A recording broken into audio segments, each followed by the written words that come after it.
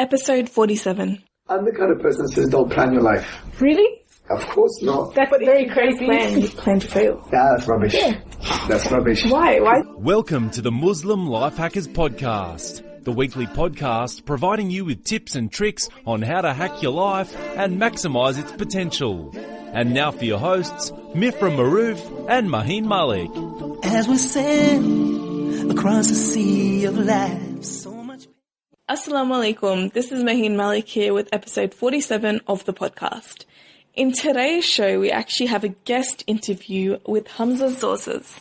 Hamza is an international speaker on Islam, a writer, a lecturer, an instructor, and a researcher. He delivers courses and workshops worldwide with organizations such as IERA, Al-Khalsa Institute, and the International Online University. In today's episode, Mifra and I will be having a conversation with Hamza on topics like how to plan for the future, critical thinking, and how to tackle the problems that you're facing today, along with much, much more. And as usual, you can find all the links and resources mentioned in today's episode in our show note at muslimlifehackers.com/47. And that's the number 47. So with that being said, let's get straight into the interview. All right, Hamza, thank you so much for joining us for this interview. We're really excited and hopefully we can get into the guts of this interview. Yeah, so one of the things that we want to start off this interview, that we know that you went Hajj recently, and so, you know, with every single person that goes to Hajj, they come back with like a different experience that's unique to them. So we're interested to know, like, what were your experiences from your Hajj trip that you can share with our audience? It's a very good question.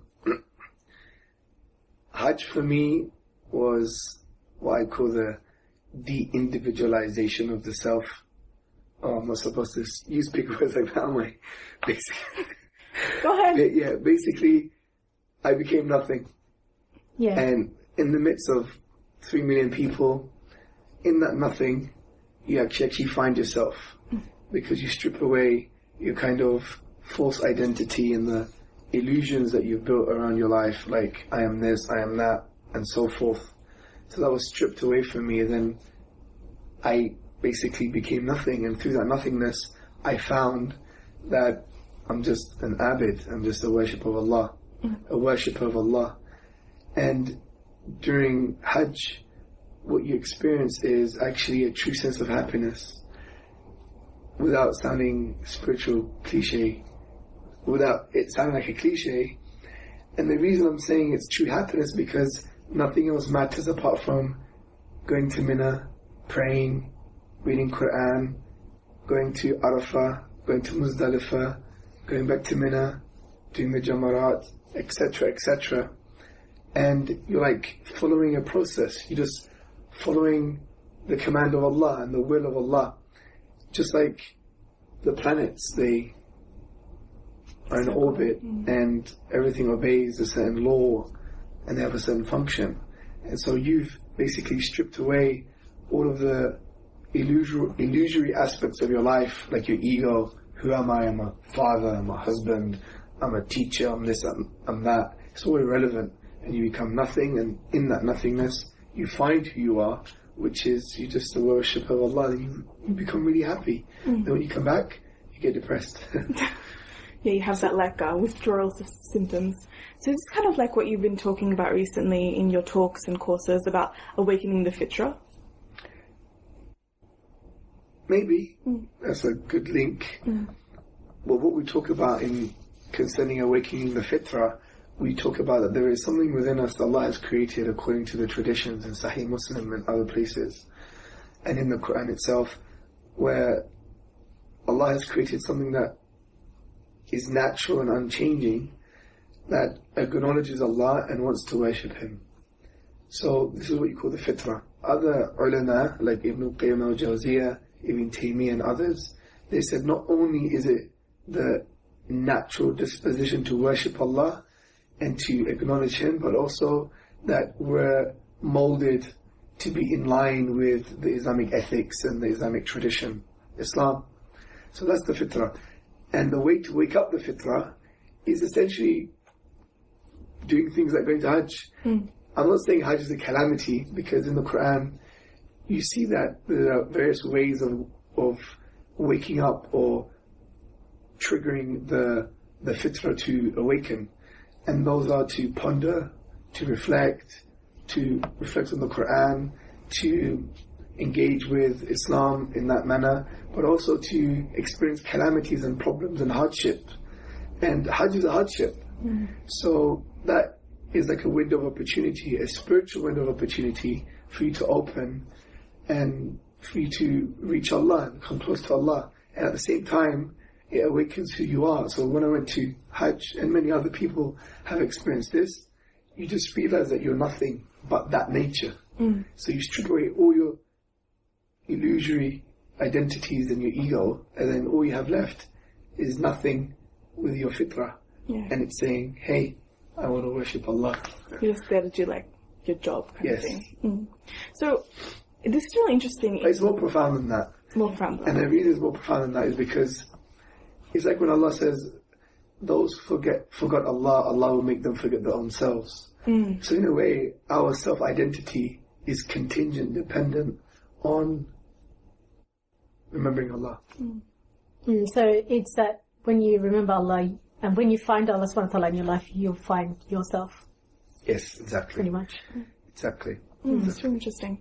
So how do we connect this with today in our societies? We're told that we're special snowflakes, we're like all like special butterflies, and we're all individuals, and we all have we have to go after like what we want to do in life and things like that. How do we consolidate this with the fact that we're slaves of Allah? We're like you said, we're like nothing. Yes. Well, we live in a society that celebrates the ego. Yeah. So, you're this, you're that, make a change, be something. That's frankly all rubbish. And the reason it's rubbish is because you're just adding illusion upon illusion. You're just building upon your ego. See, in Islam, you don't add, you take away. That's what you do. So you strip away from the socialization, from the system that has affected who you are, whether it's materialism or whatever the case may be. And then that's when you find yourself. So things like salah, things like dhikr, things like reading the Quran, actually doesn't really add to your identity. It removes the ego. So salah, when you're in sajda, your heart is higher than your brain. Your face is on the floor in the dust, so your ego is being diminished. And essentially, you just find out who you are, which is, I'm just a simple person, just worshipping Allah. So if you so with that in mind, like a person says, okay, they're a simple person and, they know their place. But then with that mindset, how can they actually realize that they have something special to offer to this world? How can you find the balance to that? Because sometimes a person can think so low of themselves that they feel like, what use can I, what change can I make? And, I can't do anything because I'm nothing kind of thing. Well, they can't do any change. Yeah. Because Allah makes the change. So, see, through that nothingness, if you like, through diminishing the ego, it doesn't mean you don't have a sense of self-esteem or you don't have honor. That doesn't mean that. Because our honor isn't that debasement. Because when you humble yourself and you diminish your ego, then Allah elevates you. That's the point. It's not like, oh, I'm just nothing, I'm pointless. No, because Allah gives you value when you reach that position or stage. So, and through that, then you realize some of the goals that you want to achieve in your life, because now you're connected to Allah. Now it's about worship. Because there's a problem amongst the ummah. We all want to be legacy builders and we're pioneers. I want to do this and I want to do that. There's so many leadership courses, right? Which is a gross injustice. Because seeking leadership is actually a spiritual disease in Islam. Oh, I want to lead, I want to do this, I want to change the world, I want to be Islam man. Yeah? But at the end of the day, this is all false. And we must only do those things as a result of seeking the pleasure of Allah. And there's a fine balance here. And I think we missed that out in our popular culture. We go to courses, we go to events. It's all about building that ego, But, the Sahaba actually were so successful is because they were so humble and so connected to Allah, and it's through that they became successful. I don't think we'll become successful through the ego. Now, so that's my view. So what is it that we have within us as individuals that make us so susceptible to like ego building? what is it that we need to like recognize within us? That we're nothing. That Allah is everything. Allah, everything you do is because of Allah. That's it. If you know that, and you know that you essentially are weak in terms of like, you sin, for instance, you transgress, you're almost an enemy to your own soul, and the only thing that can change that is by connecting to Allah. So if you realize you're nothing, Allah deserves all praise, all thanks, all gratitude, and you realize that you're not self-sufficient, because in Western societies the biggest disease is that we think we're self-sufficient because we get a job, we have Medicare or whatever you call it, you have medical insurance, you have this, you have that, you feel like you're almost godly, you're self-sufficient, and that creates an ego, and that's a barrier to Allah, because Shaitan was misguided because of his ego, not because of disbelief. I mean, from an aql perspective, he spoke to Allah. Yeah. So he's going to do this because he had ego. He was like, hey, I'm made of fire, he's made of clay. Yeah. What's going on here? Something wrong. So we think we're self-sufficient, and in this society it builds that. And we forget that we're actually very vulnerable, and that everything is dependent on Allah. And that's the critical point, because we're so busy with Facebook, Twitter, mobile phones, internet, forums, cooking, more cooking, finding clothes, whatever the case may be, shopping, and we don't have time to realize who we are. And it's only certain things in life that wake us up sometimes, like the internet's down, or she left me, or what do I do? Whatever the case may be. And then we find that we're actually vulnerable and we're dependent. But then after we get back into that drunkard state of the rat race, it's me and I'm self-sufficient and I am the master of my destiny, So, following on that point that you said about how we're living in like an ego society, it actually reminds me of that verse in the Quran in which it's like, have they taken gods as themselves? So pretty much that seems to be happening, as in that, you're saying each person feels like they're a godly individual. So with that, and then with realizing that you are dependent on Allah subhanahu wa ta'ala, what would actually encourage a person to take action then if they say that, okay, I'm dependent on Allah subhanahu wa ta'ala, Allah subhanahu wa ta'ala do whatever change that's needed. Where does my action come in? It doesn't work that way. Because take a dog, for example, right? And I like comparing humans to dogs because I think dogs in some form are quite more elevated than humans, because dogs are far more loyal, for one, and at least dogs are in line with their nature, but many human beings don't align with their own natures. Take a dog, right? And this is based on a story from one of the writers. I think his name was Gay Eaton. A very nice story. And basically, he's saying that him and his dog were on a very hot day, and they were walking in the forest or the jungle, whatever the case may be, and the dog was so like almost ill and tired, and his tongue coming out, and the man in the story was very tired, and they wanted to find some shade. So they stopped in some shade, and the dog was like almost so pleased. But then his master, the owner, deliberately walked off, and the dog obediently just followed him still, although the dog wanted to rest and needed that shade. And the owner ran back to the shade so the dog could get some shade, and the dog was like almost like in ecstatic pleasure. Now, the story that you got from this is, look what the dog does for his owner. He would even basically, his fidelity, his obedience, his realization that his existence is dependent on the owner. Even though the dog could have stayed in the shade, but he obeys willingly. He put his needs. Regardless of 1,000 sufferings. And then, in the story, the man basically says, I just realized, my lords, forgive me. Help me be like this lowly animal I contemptuously call a dog. But he's almost better than me, because I am more dependent upon Allah than the dog is dependent on me. And yet I don't act like the dog does.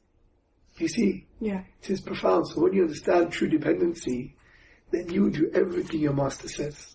That's where the action comes. It's really interesting because oftentimes, like in life, we always do things that we know we shouldn't do. They're not good for us, but yet we proceed and we go ahead and we do them, and somehow we push back the knowledge that, you know, this is bad, this is wrong, and we just go ahead and follow, like, you know, musical desires and things like that. It's really interesting. Yeah, it is.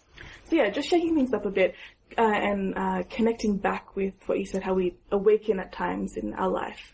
Going back to your history, is there any moments within your life where you can say that, you know, you had that awakening moment and you realized that, you know, I'm really nothing, you know, I am dependent on Allah?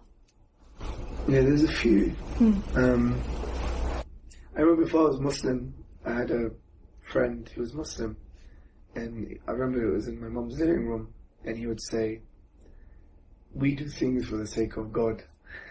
Okay. I felt sick. Actually, I literally inside me, my soul felt sick. I ran to the toilet and I was like, oh my God, I just felt really bad. Like, it was like one of those moments where your ego gets a bashing, because I just couldn't understand the concept that you're doing something not for yourself. I just couldn't understand it. And that was one of the small trigger points that got me thinking about, you know, who I am. So that's a trigger point. Another trigger point was when my son was born, my first child. I realized two things, right? The first thing I realized was how bad son I was to my father, right? And I was crying, felt really guilty about the whole thing, because it just awakened the reality of how egotistical you were to your own parents. The other thing is I knew immediately when my son was born that I could easily put my neck on a railway line and allow the train to decapitate me just for my son. That's what, as a parent, that's what you do. You would you could literally do anything, any means necessary to help and save your child. But then that made me realize, did I have the same approach for Allah? So that's why Allah says children are tests for you, but also a lesson. Yeah. And that lesson was, I wasn't where I thought I was concerning my level of Iman, because, you know, I was so willing to like sacrifice for my son, but could I do that for Allah? So that was a waking point. Another waking point was where I attended this kind of psychology course thing, and it's designed to teach you how much of a scumbag you are.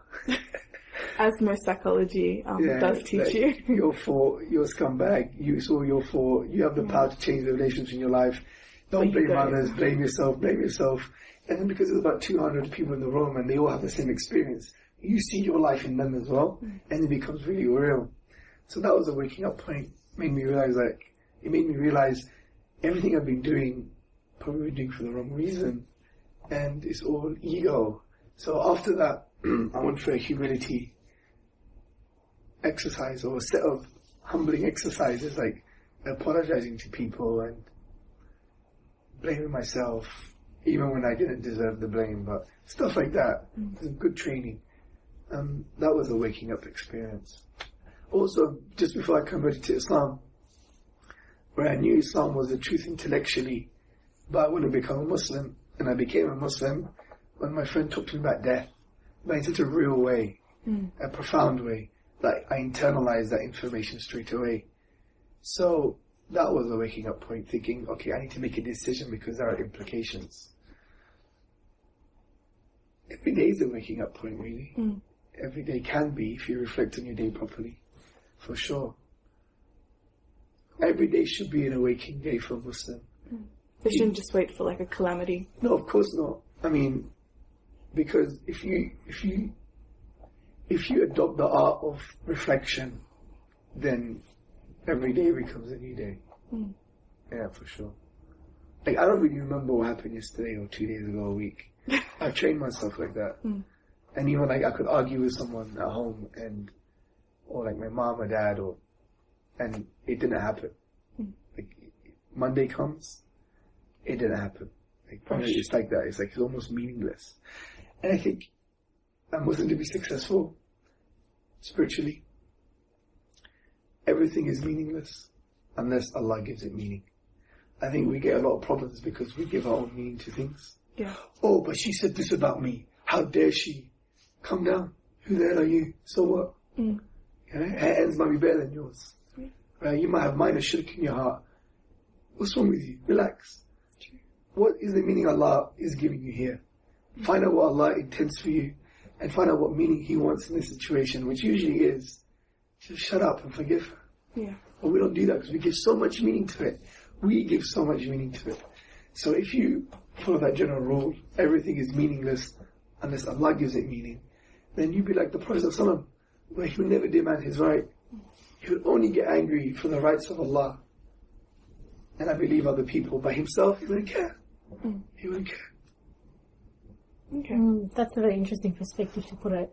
You know, something that, like, because I do know that when you became Muslim, one of the things was you became Muslim during, like, a university college age. So then after that, you know, you started, you know, taking whatever decisions in your life to be where you are today. Like, what advice would you give to people of that age, like, whether they be born Muslims or just became Muslims, with realizing that, you know, they're really nothing, and that with realizing like their place in the world and with their relationship with Allah subhanahu wa ta'ala, what advice would you give them on how they should go about with their life? Well, first is about perspective. So when you realize you're nothing spiritually, then that should basically empower you and make you realize that everything happens because of the will and power of Allah. So if everything happens because of Allah's will and power, then that should really make you Superman. It's weird. But you just said we shouldn't be Superman. I know. By intention. But once you realize you're nothing, yeah, and then you realize everything happens because of the will and power of Allah, that can make you Superman without intending, I want to be something. Why? Just like the Sahaba. They spread Islam all around the world in just a few years. And they were so successful because they knew that Allah was everything. Everything happens because of His power and because of His will, and that we're essentially just empty tools Allah uses to manifest His guidance and His mercy. So when you understand everything happens because of the will and power of Allah, it creates a new realm of possibility. Like anything becomes possible because you don't know what the will of Allah is. And the minute you don't think it's possible, it's because you have given something else power. That's the point. So we think, oh no, I can't do that. Why? Did Allah tell you this? You don't know? It's because you've given something else power. You've attributed will to something else. But the only thing that really manifests itself is Allah's will. And you don't know what that will is. So there's an infinite realm of possibility to achieve what you can. And that's why Muslims should be seen as crazy people. Crazy people. Yeah, we like to use that word a lot. Yeah, a lot. So, going back to, like, say, the tools kind of side of it, what is something that you use to, like, keep in touch with your crazy, like, side of infinite possibilities? Perspective. That's a good point. What do I do to maintain that craziness? I don't know, really. I think the more you reflect on Allah, the more that craziness will come out, I guess. Like, He's the powerful one. He's the one who makes you brave, isn't it? So Allah is with you, and He, is your protector, and everything happens because of Him. Then everything is possible. So that creates that craziness.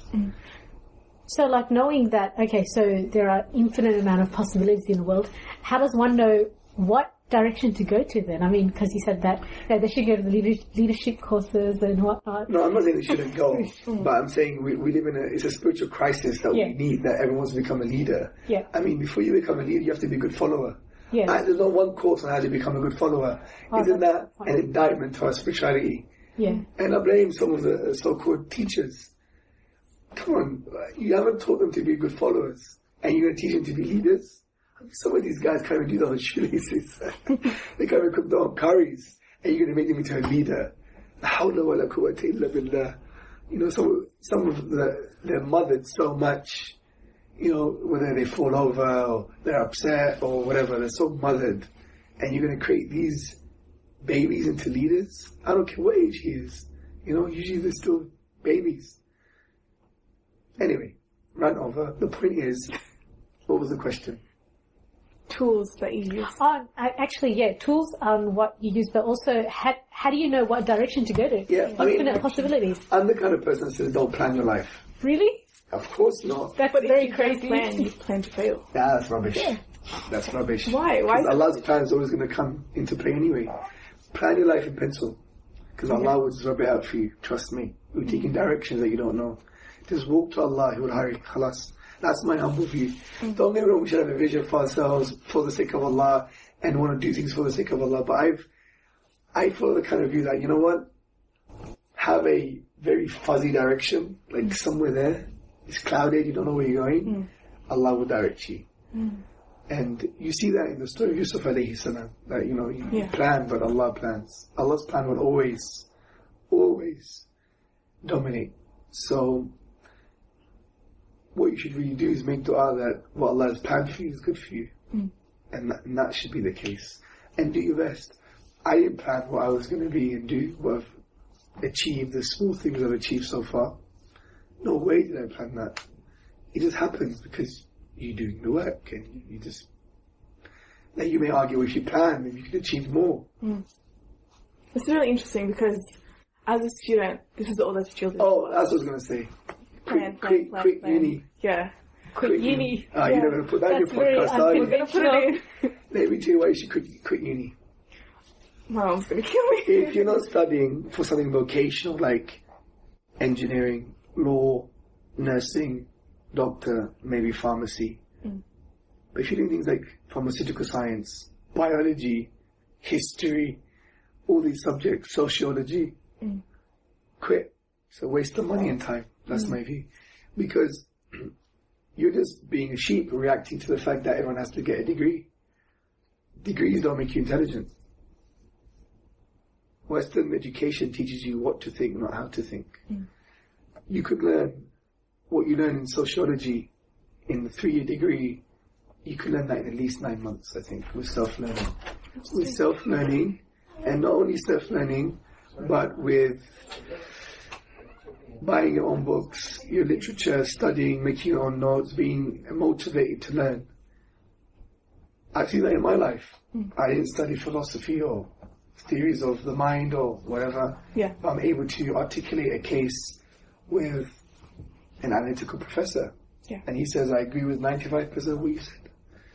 I'm just giving that as an example to show that if you're motivated, you do much more learning outside of university for sure. So if it's just for the learning to become intelligent, then it's an expensive way to do that. Quit. And it's pointless because you pick up bad habits anyway. Because uni is all about ego, most of it. So quit. Yeah. And then what do you do? Save your soul. Buy books and read. Yeah. And do something else. Now, especially for sisters, if you're really not going to get a job, you're going to get married, who will take care of you, it's a waste of time. But many people put it as a tick box. I have to get the degree because it's part of my self-identity. Yeah. Then you're just being a slave. You don't have to do that. In those 3 years, you could have done charity work, you could have traveled the world, you could have learned things in your own time, you could have done so many great achievements. But what do you want to do? Get a degree. I've actually been in one of those discussions in which sisters are talking about degree and everything, and they're like, well, I need a degree so that I can be a better teacher for my children. That's rubbish. Absolutely rubbish. Do you think it's the best teachers, they're the natural teachers. Yeah. And getting a degree won't make you a good teacher. Getting a degree doesn't make you empathic. It doesn't empathetic. It doesn't make you compassionate. It doesn't make you tolerant necessarily. It just gives you information. It just teaches you to be a good consumer. I don't think getting a degree teaches you to be a good teacher. Not necessarily. So what would make you a good teacher then? By teaching. That's the irony. By teaching? Yeah. But then you have to learn before you teach. So how do they teach you to be a teacher? They tell you to teach. Okay. Interesting. That's the whole point, is immerse you in that environment. That's the irony. To be a good speaker, someone says, how do you be a good speaker, Hamza? Speak. No matter what books you read about how to be a good speaker, it probably won't help you that much, guaranteed. Because the people who wrote those books observed the good speakers who did it naturally. Yeah. So it doesn't mean take the middleman out of the way, throw the book in the bin, and just start speaking, learn from the mistakes, get some advice, and move forward. Yeah. Just going for it and learning it. Pretty much one of the things is, how do you know that you should go in this direction? See, that's what people kind of like a lot of people that think, okay, then how do I make that decision whether I'm going to this infinite possibility Well, you or do that this, one? you just say, I want to please Allah. Okay. How can I please Allah with my current natural inclinations, disposition, and skills and capacity? Then it's the power of questioning. So if no one asks us that question now, Yeah, that's true. it's the other way around. They say, right, where do you want to be? But you're missing the point. Why do you want to be where you want to be? We don't ask that question. Like, Hamza, what do you want to do when you grow up? That's the wrong question. You should be, Hamza, what do you want to do in your life in order to please Allah and become a good Muslim? That's a different question. So if we tell our youth, right, your goal is to please Allah, how are you going to please Allah with the capacities, with the nature, with the inclinations and skills that you have at the moment? You're like, you know what, I really, really like helping others. Boom, just do it. Find yourself. Others are like, I got a big mouth, I really could talk the talk, right? Yallah, speak. And that's it. But you have to ask yourself the right questions. And we seldom follow the Quranic strategy of the power of questioning. We don't. And Allah teaches us questions all the time, gives us questions. But we don't. We just keep on looking at the goal, which is a problem. And that's where we end up. So that's why we're not happy. Because we say, I didn't achieve what I wanted to achieve. But your goal was pleasing Allah, not the outcome. So if you ask yourself the right question, then you end up in the right place, I think. Hopefully. Yeah. Inshallah. Yeah, because I've seen it like when some people do create goals, they become so attached to it that like even after they achieve that goal, they find themselves depressed. Yes. Because their end was to get that goal. It wasn't like to kind of, I guess like it comes back to asking the right question, and that's actually very simple but very profound to make decisions. Ask the right questions. Yes. And do you think that the kind of like mayhem that we're in right now, social weather, like negativity and things like that, is it because like we don't ask the right questions or we're not people of thought? Oh, 100%. Yeah. The amount of questions I get from Muslims, and without sounding arrogant, I'm like, what a stupid person. Hasn't this Wallahi, some of these brothers and sisters, they think so much to get the best mortgage or the best car. They study, analyze. But when it comes to the deen of Allah, they don't even bother to switch their brain on. Honestly. It's like the mouth is on first and the brain is dead. Right? And I'm thinking, you know what? Maybe I should answer the question. Maybe I should teach them how to think. It's sad. It's sad because, and we see this in our lives. Get a good mobile phone contract, if you get a good house, even when you only get a good husband or wife, anything. You put so much thought and thinking into it. But when it comes to the deen, it's like, I don't get it. Yeah. Our motivations are quite twisted. Yeah. And I think that's to do with our upbringing and the commercial environment, the bling bling. Yeah. L'Oreal because I'm worth it culture. So, You're worth it. Yeah. So how do you think? how do I think? No, like how does a person think? Yeah, no, how do you think as well? About No, like you said that people should, we should be a people of thought. How do you become a person of thought? Like, what's going on in your mind right now? You're looking out, like, how do you analyze this without being like, oh my god, the world's Superficial. yeah. Yeah. I think thinking is a conscious decision, and then it becomes a habit. So you need to take a snapshot of yourself and say, right, let me think about this.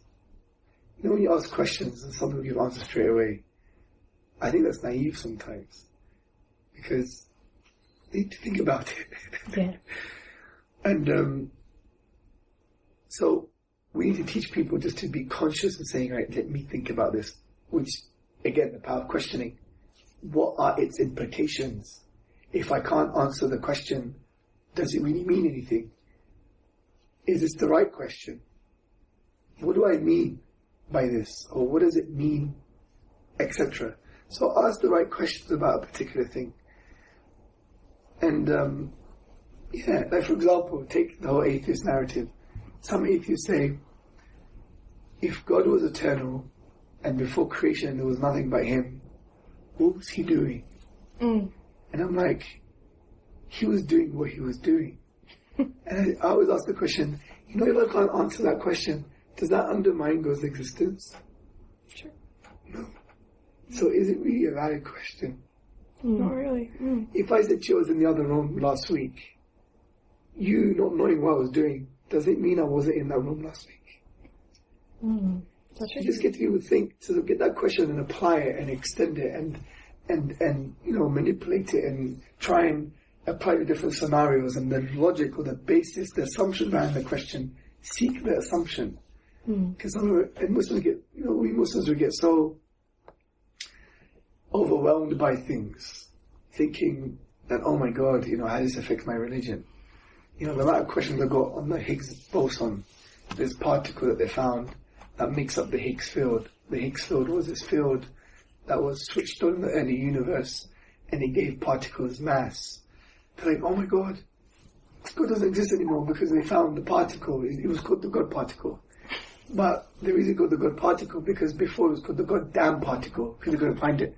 Yeah. It had nothing to do with God. And I like saying to people, look,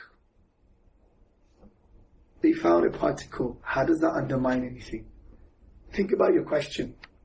Think about the reality at hand. What is the implications of this? And when you give people the power of questions, it gets them to think in different ways. And it's a habit when you get used to it. Yeah. And to think, you need to put aside the time though, because No, to think, you just need to switch off the TV, switch off Facebook, Twitter, eating too much. We always go out too much to eat. Unnecessary social gatherings, bickering, gossip, and just think. Cool. So going on like a completely new tangent. This is a long podcast, by the way. Oh, it's really long. That's good. Yeah, we're going to be wrapping up shortly, so yeah. Currently the social weather in Australia is quite negative towards Muslims in general, and some people, even our own relatives, they're scared to go out because of the possible hate. How can we come to terms with this hate and progress and kind of sow the seeds of change in a society that could possibly not want the seeds of change? That's a good question. I think we shouldn't pre-frame people. The minute you pre-frame, if you pre-frame someone, even if it's a non-Muslim, then your whole relationship with them is going to be via the lenses that you created. Hate, fear, whatever the case may be. So you're pre-framing them. Don't pre-frame them. And we saw this to be the case. There was a brother doing this Islamophobia study or test in public. And he found that the majority of the Australian public were very kind and would stick up for brothers and sisters when there was racist or Islamophobic abuse. Yeah. So there's no need to pre-frame people. That's the number one point. Don't pre-frame. And then when you do that, it's a blank canvas. You can engage with them in a new realm, in a new realm of possibility with that person. So don't pre-frame. Secondly, do what you have to do. Yeah. Ignore the circumstances. Because the minute you're focused too much on the circumstances, you're a slave to circumstance. Sahaba weren't like that. Because they knew everything happened because of the will and power of Allah. So you got the circumstance, right? What are you going to do? If you stay at home, there's still going to be hate. If you go outside, there's still going to be hate. Yeah. So the point is, just do. It's cancelled out. So hate's everywhere. So the point is, you still need to deal with it. Yeah. So it makes a difference. Deal with it. You know? And you can deal with it by being positive role models. So, just our final question. I just want to ask you back on what you said about planning. So, how do you go about planning your day then? I mean, is it just you wake up and you're like, I'm going to fly off to Sydney and do a course? No, obviously not. Obviously not. Someone invites you, you fill in your diary, you put in your diary, and you go. But in terms of planning the day, don't get me wrong, we do plan the week. Yeah. In terms of what are the kind of actions I have to do. But it becomes such a natural thing that you're doing it naturally. You're not really... And what I meant was the difference between planning your actions and planning your life. Yeah. That's what I meant. I think over-planning your life is lack of tawakkul, lack of reliance on Allah. Yeah. Because He's already planned it for you anyway. So whatever you do, Allah will take you places. So I think rely on Allah more than your plan. That's my point. And that's what is plan in pencil. Yeah. But in terms of actions and work, obviously plan your week, plan your day, put in your diary. But I mean, you know, the whole planning for the vision of your life and the big milestones in your life and all of these things. So Allah will take you places that you don't know. He's got things planned for you that you have no idea about. And He will take you places. Just be sincere, do the action, Allah does the rest. The point is, we plan, we assume the role of Allah, and we want Allah to be sincere about us.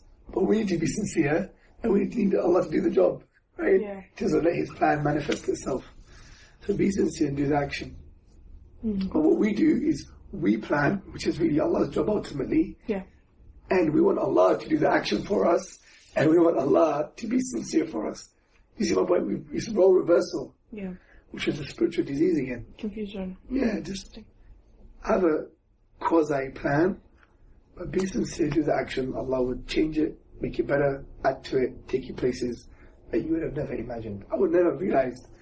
If you told me 10 years ago, I've been in Australia, Malaysia, America, many parts of America, Canada, South Africa, Denmark, Sweden, Norway, I mean, so many different places, Dubai, Qatar, Saudi, I would have said, no way possible. Yeah. I said, you're having a laugh.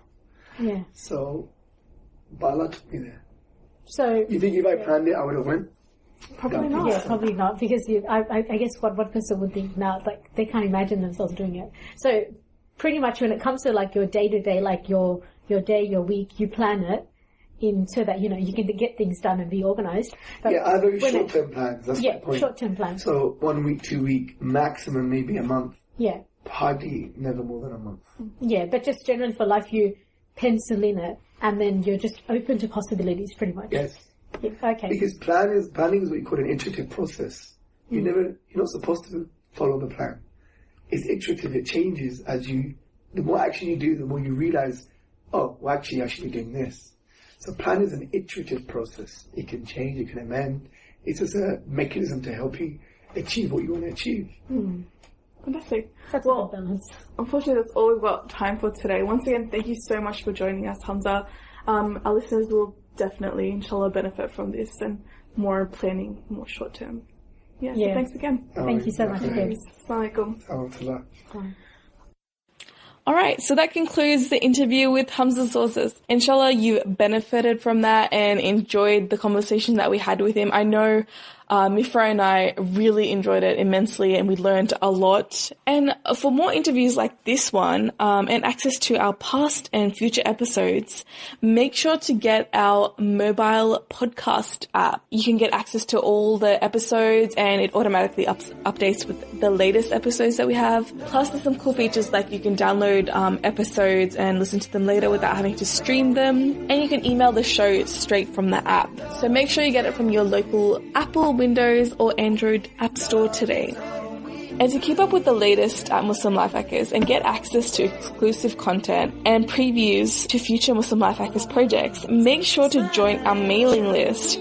You get access to all that, plus hear some crazy stories and tips and tricks from Mifra and I that we share with our mailing list. So make sure you sign up now. Just go to muslimlifehackers.com/newsletter.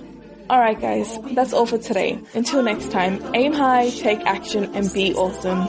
Our existence, God's help will come from above. But first we